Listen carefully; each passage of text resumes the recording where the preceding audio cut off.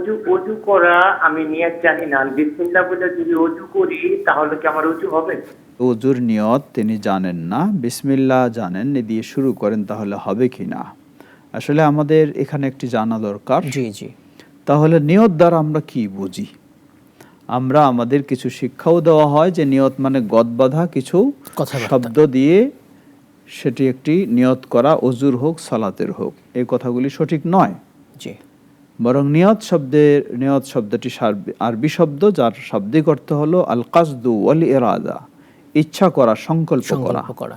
আপনি অজু করার পূর্বে মানসিকভাবে, আন্তরিকভাবে কোনো শব্দ উচ্চারণ ছাড়াই যে ইচ্ছা সংকল্প করবেন আমি পবিত্রতা অর্জনের জন্য অজু করছি, এটাই আপনার নিয়ত। জি জি। এটি সকল মানুষই পারবে। এই জন্য নিয়ত এর জন্য কোনো শব্দ উচ্চারণ করার সুযোগ নেই, নিয়ম নয়। আল্লাহু আ'লাম।